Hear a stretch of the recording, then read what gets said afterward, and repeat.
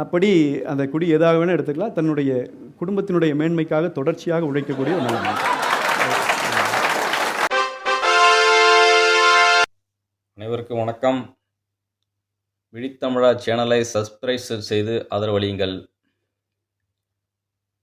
Like பண்ணுங்கள், comment செய்யுங்கள், உங்களுடைய எண்ணங்களை கமெண்ட்டை பதிவிடுங்கள். தொடர்ந்து நம்ம சேனலை ஆதரவளியுங்கள். பொன்களுக்கு முன்பதாகவே மின்னம்பலம் வலைவழியில் ஒரு நிகழ்ச்சி ஏற்பாடு செய்திருந்தார்கள். 2020 களம் பண்ணக்கூடிய முதல்வர் படம் நேருக்கு நேர் என்ற ஒரு தலைப்பில் மின்னம்பலம் தொலைக்காட்சி ஒரு நிகழ்ச்சி நடத்தியிருந்தாங்க. அது பொங்கல் நாள் கழி தான் அந்த காணொலி வெளியே வந்திருந்தது. அதில் அண்ணனிடம் சில கேள்விகளை கேட்டிருந்தால், குலத்தொழிலில் அவர் தமிழன் ஆள வேண்டுமா அப்படின்ற கேள்விகளை முன்வைத்திருந்தார்கள். அந்த கேள்வியிலே அவர்கள் உண்மையில் IAS படிக்கக்கூடிய மாணவர்கள், அவர்கள் மக்களை தெளிவிற்காக மற்றவர்கள் குழப்பங்களை தெளிவுபடுத்துவதாக கேள்வி கேட்டார்கள் என்றால் ஏற்றுக்கொள்ளக்கூடலாம். அறியாமையில் கேட்டிருந்தால் அப்படி அதற்காக என்னடா படித்து என்னடா அப்படின்னு வர குடிமையில் பணி படித்து நீ ஆசிரியர் என்ன வேலை செய்ய மக்களை செய்ய போகிற அப்படின்னு போது கேட்டிருந்தார்கள். அதே ஆவேசமாக கேட்டார்கள் என்பது ஆவேசமாக இல்லை, ஒரு படிக்கின்ற IAS மாணவன் இந்த மாதிரி கேள்வி கேட்கும்போது அறிவுபூர்வமாக இல்லாத என்பதால் அவருடைய பதில் அண்ணன் சீமானோட பதில். நாங்களே படிச்சுட்டு படிக்காதவனே இருக்கிய வீட்டில் படிக்கணும் ஆடுபடி தான் லாக்கின்னு சொல்லுவாங்க, அப்போ எங்களை அந்த வேலையை சொல்கிறீங்களா, குளத்தொழிலுக்கு நான் போகணுமா அப்படின்னு கேட்டது தான் அண்ணன் அவர்களுக்கு சரியான ஒரு கோபம் வந்துவிடுது. கோபம் ஏற்புடையதான ஒன்று தான், கோபம் அல்ல உள்ளுடைய ஆதங்கம். அது ஒரு குழந்தைக்கு தாய் எப்படி பாலூட்டு போதோ கடமையோ, அதே போல தான் உணவு விவசாயம் என்பது ஒரு தொழில் அல்ல, அது வாழ்வியல் அப்படிங்கிற விளக்கத்தையும், உன்னுக்கிட்ட நிலம் இல்லைனாக்கா நீ செய்யாத, செய்கிறவனைய கேள்வி பண்ணுற, விவசாயம் என்பது போல் உன்கிட்ட நிலம் செய்கிறவனைய கேள்வி பண்ணுற நீ, அது குலத்தொழில் அல்ல. அது சரி, உங்கள் ஒரு பார்வைக்கு உன்னோட மாணவனை பார்வை குலத்தொழில்னு ஒரு பயிற்சி வச்சுக்கும். அது குலத்தொழில் என்று ஒவ்வொருவரும் நாங்கள் செய்ய மாட்டோம், நானும் படித்து வேலைக்கு போகிறோம், அது செய்ய மாட்டோம் என்று சொன்னால் ஒருத்தரும் உணவு கிடையாது, ஒவ்வொரு மனித உலகமே இல்லை என்பது புரிந்து கொள்ள வேண்டும். ஒவ்வொருவரும் அது சொல்லுத பல முறை சொல்லிவிட்டார், படித்தவருக்கு படிக்காத வேலை அதை சொல்லிவிட்டார். எல்லோரும் படித்து கலெக்டர் ஆகிட்டீங்களா, எல்லோரும் இன்ஜினியர் ஆகிட்டீங்களா, எல்லோரும் மருத்துவர் ஆகிட்டீங்களா, எல்லாருக்கும் மூளை இருக்குதா? மூளை எல்லாருக்கும் இருக்குது, எவனுக்காச்சும் மூளை வேலை செய்யுதா? அதை யார் சரியாக பயன்படுத்தி கொடுக்குறோ அவர் தான் படிக்கிறாரு, மேல்மேலே போகிறார். என்ன தான் படித்தா சில பேருக்கு மண்டல ஏறாது, அவர்கள் தான் சில பேருக்கு நமக்கு இருக்கிற சார்ந்த தொழிலை செஞ்சுட்டு போகிறார்கள். குலத்தொழில் ஒன்று இல்லை. அதாவது ஒரு பகுதியில் நம்ம சரௌண்டிங்கில் என்னென்ன வேலை இருக்கோ அது சாதாரண நம்ம சேர்ந்து போகும். எனக்கு புதுசாக ஒரு வேலைக்கு போகிறோன்னு சொன்னால் பக்கத்தில் தெரிஞ்சவர்கள் அவங்க கூட தான் போகும், அந்த வேலை தெரிஞ்சு நமக்கு வருகிறது. அதை விட்டு ஒரு இடத்துல தெரிஞ்ச அந்த வேலையை சார்ந்து போகும்போது தான் அந்த வேலையை தொடர்ச்சியாக நம்ம செய்யப்படுக்கும் போது அது குலத்தொழில் பெரும் பற்ற காண்பிக்கப்படுகிறார்கள். அது வல்லது, நமக்கு அந்த வேலை தான் ஈஸியாக கிடைக்கக்கூடிய வாய்ப்பாக இருக்கிறது. நீயும் இது பிடிக்கல, இந்த வேலை பிடிக்கல, நல்லா படிப்பு வருது, எனக்கு திறமையாக இருக்கிறது, வேறு பாட்டோ ஆடவோ டான்ஸோ ஏதோ ஒரு திறமை இருக்குதுங்க, அதில் படித்து போய் போகலாமே, உங்களை யாரும் பிடிச்சி வைக்கலையே. படிக்க முடியாதவர்கள் தான் அந்த படிப்பு சம்மந்தப்பட்ட இல்லாத வேலை, விவசாயத்தை படிப்பு தேவையில்லை, உடல் உழைப்பு போதும், கட்டட வேலை செய்கிறாங்க, எது லேபர் எல்லாம் செய்யணும், அது உடல் உழைப்பு சேர்ந்த வேலை. அது அப்போ அவர்களெல்லாம் எப்படி அதுக்குள்ள தொழில் பார்த்தாக்கா எந்த வேலையாக செய்வது? அதுவும் முடிவெற்ற சொல்லும்போதும் சரி, மலர்றோலையும் சரி, எந்த வேலையாக இருந்தாலுமே எல்லா வேலையும் அத்தியாவசியம் ஒன்று. அந்தந்த வேலையை அவர் செய்ய தவறிவிட்டால் ஒருவருக்கு எல்லா வேலையும் சார்ந்து தான் இருக்கணும். நம்ம எந்த வேலையும் அவர்களும் செய்ய தவறிவிட்டாங்கன்னா நம்ம கூட நாறிவிடும். முடி வெட்டாமல் எடுத்து பாருங்கள், காட்டுவாசி மாரி ஆகிடுவீங்க. விவசாயம் சொன்னோட செத்து போயிடுவீங்க. மணல் இல்லைனா கூட நாரி போடும், குப்பை இல்லைனா தெரு நாரி போடும். யாரும் குறைத்து மையப்படக்கூடாது, அவர்கள் தேர்ந்து வேலை செய்கிறார்கள். அது படிப்பு வராத காரணத்தில் படிப்பு இல்லை, மேலே படிக்க முடியல அப்படிங்கிறனால போகிறாங்க. அந்த படிப்பு வர முடியல, எனக்கு மண்டல ஏற மாட்டேது, என்னதான் படிச்சு வேலைங்கிறவங்க போகிறாங்க. படிக்க முடியாதவர்களுக்கு என்னோட படிக்க இன்ட்ரெஸ்ட் இருக்குது, ஆர்வம் இருக்குது, நல்லா இருக்குது, திறமை இருக்குங்கிறவங்களுக்கு தான் அதற்கு வழி சொல்கிறார். பணம் இருக்கிறவங்க தான் படித்து தனியார் தொழிலில் போய்ட்டு அந்த படிப்புக்கு ஏற்ற பணத்தை கட்டினா தான் வேலை கிடைக்குது, படிப்பு வேணுமா அதுக்கேற்ற பணத்தை போடு, வேலை வேணுமா அதுக்கேற்ற காசை போடு, அப்படி நிலைமை மாறி படித்தவர் ஏழை முதல் அரசியல் பணக்கார மாதிரி யாராக இருந்தாலும் சரி தான், தரமான கல்வி இலவசம், எந்த படிப்பாலும் படிச்சு. அரசியல்வாதிகள் நீங்கள் இந்த தான் படிக்கணும். மருத்துவம் அதே மாதிரி தான், தனியார் ஹாஸ்பிட்டலே படுத்துக்காதீங்க போய்ட்டு அரசியல்வாதிகளாம். ஏழைகள் இருந்தாலும் அரசு மருத்துவம் தான் இப்போ படுக்கணும், அப்போ தான் அந்த அரசு தரத்தை உயர்த்துவார் அப்படிங்கிற சட்டத்தை கொண்டு வருவான் அப்படிலாம் பேசுகிறார். அந்தந்த நான் விவசாயம் சொல்கிறது மட்டும் இல்லாமல் அந்தந்த ஊர்ந்து சார்ந்த இருக்கிற இடத்துல அந்த தொழிலை உருவாக்குவேன். நிலமனை சார்ந்த கரும்பு இருக்குன்னா மார்க்கு டென்மார்க்கு, பிரேசில், இப்போ இந்த நாடெல்லாம் எப்படி சொல்கிறாங்க, உதாரணம் சொல்கிறாங்கன்னா ஆஸ்திரேலியா, அமெரிக்காலாம் அங்கங்கே இருக்கிற கரும்பு நெல் பால் அதை வச்சு எப்படி உற்பத்தி செய்கிறாங்க, அதை வச்சு சிறு சிறு தொழில் உருவாக்கி எப்படி மக்களை வாழ்வதை கொடுக்குறாங்க, அதை வச்சு இப்படி வளர்ந்து வராங்க. ஆனால் இந்த நாட்டில் எல்லா வளமும் இருக்குது. நீர் வளம் இருக்குது, நில வளம் இருக்குது, கடல் வளம் எல்லா வளமும் இருக்கிறது. ஏன் நம்ம ஏழையாக இருக்கிற வறுமையில் இருக்கிறோம்னா ஆட்சியில் சரியில்லை. அதெல்லாம் சரியான பாடத்தை அண்ணா அந்த பையனுக்கு சூட்டியிருக்கிறார். இன்னொரு மாணவனும் கேட்டார், தமிழ்நாடு தமிழை தான் ஆள வேண்டுமா, அது எங்களுக்கு பயமாக இருக்குது. அப்படி இல்லை, அண்ணன் சொல்கிறார், இங்கே வாழும் உரிமை யாவருக்கு உண்டு, ஆளுவன் தமிழனுக்கே உண்டு. எனக்கு இருக்குது ஒரு நிலம் தான், ஒரே ஒரு நிலம் தான் இருக்குது. இந்த கடலை ஆழும், கடல் அழிக்க கடலில் ஏற்கனவே இருக்கிற துறைமுகம்லாம் இருக்குது. காமராஜர் துறைமுகம் இருக்குது, வஉசி துறைமுகம் இருக்குது.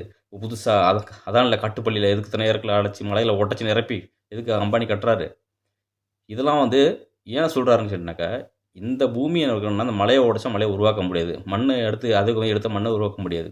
பூமியை அழிச்சிட்டா உருவாது, நீர் வளத்தை அழிச்சிட்டா வராது. ஏன்னா நீர் வளத்தை அழிச்சினால இந்த தேவையற்ற இந்த கார்பரேட் நிறுவனங்கள், இளவரசந்த வளம் இல்லாத கார்பரேட் நிறுவனங்களை தான் இந்த பூமி காற்று மாசு அடைஞ்சு அதில் கந்தகத்தூள் சுவாச பிரச்சனை வருது, இப்போ குழந்தைகள் புற்றுநோய் வருது, பல இதை சொல்கிறாரு. அப்போ எந்த வகையிலும் பூமியை நிலத்தை பாதிக்கப்பட ஒரு தொழிற்சாலை உருவாக்கும் போது தான், நிலம் வளர்த்து வரும்போது தான் நீ மட்டுமல்ல எதிர்கால சந்ததிகளையும் நிம்மதியாக வாழ முடியும். தான் வாழ்ந்தால் மட்டும் போதாது, பிறர் நல்லா இருக்கணும் என்பது போல தான் நம்ம சீமானார் எடுத்து இருக்கிறார். அதற்கு அந்த பையனுக்கும் சரியான பாடத்தை கொடுத்துருக்கிறார், சரியான விளக்கத்தை கொடுத்துக்கிறார். பாடம் என்பதோட விளக்கத்தை கொடுத்துக்கிறார். இந்த இருவருக்கும் நல்ல கேள்விகளை கேட்டு மக்கள் மத்தியிலே அதற்கு சமயம் கொடுத்த பதில்களை மக்கள் பார்க்கக்கூடிய வாய்ப்பினை விடுவதற்கு மின்னமன் தொலைக்காட்சி அந்த நெறியாளர் கலைச்செல்வி அவர்களும் சிறந்த நடிகையாளர். அவர்கள் எப்பொழுதுமே எந்த ஆட்சியாளரும் பார்க்க மாட்டார், கேள்விகளை ஜாலரா போட்டு போட மாட்டார். ஒருத்தர் நெறியாளர் அதில் பங்கேற்பாளர்கள் கேட்டாங்கனாக்கா அதுக்கு எதிரான கருத்துக்களை கேள்வி கேட்பார். நீங்கள் இந்த இடத்துல செஞ்சீங்களே அப்படின்னு எடுத்து கேள்வி கேட்பார். ஆமாம் ஆமான்னு சொல்ல மாட்டார். அப்போ சிறந்த அவருடைய அதேமாதிரி தொலைக்காட்சி இந்த நிகழ்ச்சி நடத்திருக்காங்க, அது சிறப்பாக நடத்திருக்காங்க. இப்படி இருக்க வகையில் இந்த 4 தலைவர்களை பற்றி நல்லது சொல்லுங்கன்னு சொல்லிட்டு அதையும் ஒரு தொகுப்பாக வச்சுருக்காங்க. அண்ணன் பாலு ஒரு 40 நிமிஷம் பேசியிருக்காங்க. எல்லா நிலவலாம் பார்த்த சார்ந்த பிரச்சனைகளையும் வாழ்வுகளையும் ஒரு அரசியல்களையும் ஒருத்தருக்கு எதுக்கு எடுத்துக்கிட்டால் ஏன் ஆட்சி வர வேண்டும், எதுக்காக நீங்கள் வாக்களிக்க வேண்டும், இப்போ என்ன நடக்க தவறுகள் எல்லாம் அழகாக ஒரு 40 மணி நேரம் பேசியிருக்காங்க. அதுக்கு முன்னதாக இந்த ஒரு காணொலியில் இந்த 4 தலைவர்களை பற்றி ஒரு நல்லது சொல்லுங்கள். 4 சீமை வேட்பாளர்கள் இருக்கிறாங்க. திமுக இருக்குது, அண்ணா திமுக இருக்குது, நாம் தமிழர் இருக்குது, புதிதாக விஜய் இருக்குது. இந்த இதில் அண்ணன் கல்யாண சுந்தரன் அவர்கள் அண்ணா திமுக இருக்கிறாங்க. அது அவங்க அவருடைய கொஞ்சம் நாகரிகமான பதிலில் தான் சொல்லியிருந்தாங்க. அவங்களோட தவறுகளை சுட்டி காட்டின மாதிரி அவங்க நிறைய மட்டும் நல்லது மட்டும் சொல்லுங்கள், ஒரு தலைவர் நல்லது சொல்லிட்டாங்க. இருந்தாலும் அவர் கல்யாண சுந்தரம் கொஞ்சம் சொன்னாலும் சில தவறுகளை சுட்டி காட்டின மாதிரி பேசினார். சரி, ஓகே. அண்ணா சீமான் அவர்கள் அன்றைக்கி மற்ற எல்லாரும் பேசும்போது அவரோட சிறப்பு மட்டும் தான் பேசினாங்க, யாரும் இழிவுபடுத்தி பேசலை. அது மெச்சூரிடு. இந்த தாவக சத 8 சீட்டில் நிர்மல்குமாரும் திமுக ஆராசந்த் அவர்களும் வன்மம் பிடிச்ச வாதிகள், எதிரி இருந்தாலும் வாழ்த்த மனசே வராது. இதுதான் பொறாமை கொஞ்சம் எண்ணங்கள். எல்லாம் ஐயா எடப்பாடியை பார்த்து இது விபத்தில் முளைத்த கட்சிங்கிறாரு. விபத்தில் முளைச்சுன்னா சில செத்ததில் பிறந்துன்னு சொல்கிறார். எனக்கு ஐயா எப்படி சொல்கிறேன்னா அது ஒரு நக்கல் தான் இல்லை. அம்மா ஜெயலலிதா இறந்துட்டாங்களாம், அதனால் இவர் முளைச்சிருக்கா, செத்ததில் முளைச்சுன்னு சொல்கிறாரு. வாழ்த்தணுன்ற மனசு கூட இல்லை. டிவிக்கை பற்றி சொன்னால் சொல்கிறதுக்கு ஒரு மனமே இல்லைங்கிறாரு. அதுதான் அவருடைய ஆற்றல் பொறாமை. வாழ்த்த மன எதிரிகளையும் வாழ்த்த மனல்லாத ஒரு ஜென்மங்கள்னா டிடி மாதிரி தான். ஆனால் சீமான் அவர்களை பற்றி ஈட்டில் முறை சொல்கிறாரு. சீமான் ஏன் பஞ்சங்கள் அப்படியே குறிப்பிட்ட அளவுக்கு வளரணும், யாரும் வளரணும்னு நினைக்க மாட்டாராம். இது எப்படி தீவிர கட்சி மாரி இருக்கிற எல்லா சுயநலத்துக்காக இருக்கிற எல்லா குப்பைகளையும் ஒன்றிணைச்சி சுயநலமாக ஆட்சி பிடிக்க, அதுக்கு பிறகு தான் தற்கூரித்தனங்கிறது. சரியில்லாதவர்களும் ஒன்று சேர்க்கக்கூடாது. அப்போ நல்ல தலைமை உருவாக்கணும், நம்மளே நல்ல ஒரு உருவாக்க வேண்டும் சொல்கிறதா ஒவ்வொரு தலைவர்களையும் ஒரு பொறுப்பாளையும் சிறந்த தலைவர்களையும் சீமானை உருவாக்கி கொண்டிருக்கிறார். சுயநலத்தை அவங்களும் எல்லா கட்சியில் உசைக்கல் இல்லைன்னு சீமானவர்கள். வாழ்த்த மனலாத ஜென்மங்கள். உண்மையிலே இந்த தொலைக்காட்சி மன்னர் வாழ்த்த தொலைக்காட்சி சிறப்பான ஒரு விஷயம் எடுத்துருக்குது. மற்ற தொலைக்காட்சியில் ஜால்ரா சும்படிக்கிறவங்களை போட்டுக்கொண்டு நெறியாளர்கள்லாம் ஜால்ரா போடுவாங்க. அந்தந்த கட்சிக்கு அழைச்ச மாதிரி நெறியாளருக்கு இந்த பங்கேற்பாளர்கள்லாம் அவங்க சார்ந்த விடுமானா கேள்விகளை மாற்றி மடமாக்க அப்படி இல்லாமல் சிறப்பாக கேள்வி கேட்டிருந்தாங்க. ஐயா நான் ராசாவனை பற்றிருக்காங்களே அந்த வேங்காலை பற்றி கேட்டபோது அதுக்கு ஒரு முட்டு கொடுக்குறாரு பார்த்துங்க. ஆனால் திருமாவளவர்கள் எந்த சாதி தலைவர்களாக இருந்தாலும் மற்றவர்கள்லாம் சாதி தலைவர்னா பொங்குவாங்க. எங்கள் தலைவர் இப்போ சாதி தலைவர் சொல்லிட்டீங்க, எல்லாருக்கும் மக்களுக்கு தலைவர் தான் சொல்லிட்டீங்க, ராசா சொல்லியிருக்கிறாரு. இப்போ என்ன சொல்ல போகிறீங்க நீங்கள்? வேங்கவேலுக்கு குற்றம் சாட்டுறீங்களா? குற்றத்தை நிரூபிங்க. ராசா செஞ்சான்னு சொல்லுங்களா? சொல்லுங்கள், நிரூபிக்க தயாரிப்போம். யாருன்னு தெரியலையாம். அவர் மழுங்கடிக்கும் பதில்கள் தான் அதிகமாக இருக்கிறது. அவருடைய முட்டு கொடுக்குறதுக்கு சரியான இருக்கிறாரு. இப்போ இந்த விசிக தலைவர்கள் என்ன விசிக சார்ந்த நபர்கள் ஆசா என்ன பண்ண போகிறீங்க? உடனே செங்கத்தமிழன் பொங்குறாரு. அது எப்படி ராஜான்னு வரக்கூடிய இந்த ராசா வரவழி எப்படி அது எப்படி இருக்க முடியும்? எங்களுக்கு எல்லாம் ஒன்று தாங்கன்னு ஒரு எதிர்வினை போடுறாரு. எச் ராஜா மாரி பேர் இருந்தாக்க எல்லாம் அப்படி கிடையாது. எங்களுக்கு வந்து எம்சி ராஜா தான். எம்சி ராஜா தான் எங்களுக்கு வழிகாட்டிங்கிறப்ப சொல்லி பெரியாரும் சொல்லுகிறார். எம்சி ராஜா இருக்கலாம். இவரெல்லாம் யார் புகழ் பாட்டு பாடியது? ரெட்டமலை சீனிவாசன், ஐதது பண்டிசலாம் இவரெல்லாம் யார்? சீமானை தான் எடுத்து புகழ் பாடி கொண்டிருக்கிறார். இப்போ மட்டும் மாப்போசி ஞாபகம் வருது, ஏபி எம்சி ராஜா ஞாபகம் வருது, இந்த ராசா அவர்களுக்கு, சங்கத்தமிழன் அவர்களுக்கு ஞாபகம் வருகிறது. இவரெல்லாம் வெற்றுக்கூச்சிகள். சீமானன் புகழப்பட ஆரம்பித்த பிறகு தான் நம்மளும் பேர் எடுத்து போட்டுப்போன்றது கூட்டம் அலைகிறது. அவர்களெல்லாம் தமிழ் மக்களுக்கு நல்லது செய்யணுமே கிடையாது, அவதூறு செய்வதற்காக வந்தவர்கள். இந்த சீமான் அவர்கள் வந்து தினம் தானே பொழி விடிஞ்சால் போதுங்க. சமூக வலைதளங்களில் டிவி தோன்றதுக்கு மட்டும் இல்லை, திமுக தான் ஏற்கனவே அவதூறப்படுத்திக்கிட்டே இருக்கும். அரசியல் ரீதியாக கருத்துக்களை எதிர வச்சு வெளியிலுமே அரசியலில் போட்டிக்கணுமோ எதிர்கட்சி நம்மளுடைய பிரச்சார மீடியில் போகிறோம், நம்மளும் பிரச்சாரம் போட்டு பேசுவோம். அவங்க ப்ரெஸ் மீட் கொடுக்குறாங்களா, நம்மளும் ப்ரெஸ் மீட் போட்டு அவங்களுக்கு குறையில சொல்லுவோம். அப்படிலாம் கிடையாது. தினம் தானே தூங்கி அடித்தா பேசுகிற வலைதளங்களை தொடர்ந்து போஸ்ட்டை போட்டு தவறான நல்லதே சீமான் சொல்லியிருந்தாலும் அதை தவறாக சித்தரித்து பதிவு போடுவாங்க. இவரே வெளியே இருக்கிறாங்க திமுக. அதே வேலையை தான் இந்த திருட்டு திமுக கூட்டம் தற்கொலை கூட்டம் செஞ்சு கொடுக்குறது. சீமான் நாமக்கரை செய்தார், பெரியார், இப்படி அது ஏராளமான இருக்குதுங்க. நீங்கள் என்ன இந்த பகமூலத்தில் பார்த்தீங்கன்னாக்கா இவ்வளோ தற்கொலையாக வன்மா இருக்க பாருங்க. இந்த மாதிரி தற்கொலை கூட்டத்தெல்லாம் இருக்கும் வந்து மக்களை நீங்களாம் அந்த வலைதளம் பாருங்கள். ஒருங்க தவறு சொல்லும் போதே அவர் சுட்டி காட்ட தவறு இல்லை. எல்லாத்துக்குமே நல்லது செஞ்சாலும் தவறுன்னு சுட்டி காட்டுறது இருக்கு பார்த்தீங்களா, அதுவும் வன்மை பிடிச்ச மக்கள் தான் இந்த தீவிர தற்கொலை கூட்டம். ஆகமத்தில்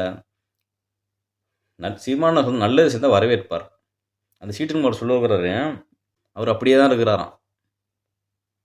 எப்படி முன்னாடி ஒரு மாதிரி பேசினார், இப்போ ஒரு மாதிரி பேசுகிறாரு, நிலையற்றல் தானே இருக்கிறாரு. அவர் கொள்ளைக்கு அவருடைய நிலையில் அவருக்கு நிலை இல்லை, மாறி பேசுவாருங்கிறாரு. மாறி தான் பேசணும். ஏன்னு கேட்டீங்கன்னாக்கா இன்றைக்கு விஜய் அவர் ஒரு செயல்கள் செய்கின்றார், அது சரியாக இருக்கும்போது சரி என்று தான் வாழ்த்த வேண்டும். நாளைக்கு அவர் தவறு செய்கின்றார், அந்த தவறு செஞ்சால் இது சரின்னு தவறு, அதுதான் சரியான நிலைப்பாடு. எல்லாத்துக்கும் சரின்னு சொல்லுனாக்கா அது எப்படி நல்லதாக இருக்கும்? நீட்டன்மார் அவர்களே, நீங்கள் தான் வந்து நீங்கள் ஜால்ரா போடுகிறீன்னு சொல்லி எல்லாம் ஜால்ரா போட மாட்டார்கள். நீங்களாம் பிஜேபியிலேருந்து ஒரு கட்சி மாறி வந்தவர்கள் தானே, அப்படி தான் இருப்பீங்க. நீங்கள் இந்த இந்த இந்த மின்னம்பலம் தொலைக்காட்சி நடத்திய நிகழ்ச்சிகளை நீங்கள் பேசுகிற வேடிக்கை எல்லா காமெடிகளும் சரி, அறிவுபூர்வமாக யார் பேசுனாங்க மக்கள் பார்த்துருப்பாங்க. கண்டிப்பாக யார் சரியான கட்சி என்பதை மக்கள் முடிவு செய்திருப்பார்கள். நன்றி, வணக்கம். சேனலை மறக்காமல் தவறாமல் சப்ஸ்கிரைப் செய்யுங்கள், ஆதரவளிங்கள். நன்றி, வணக்கம்.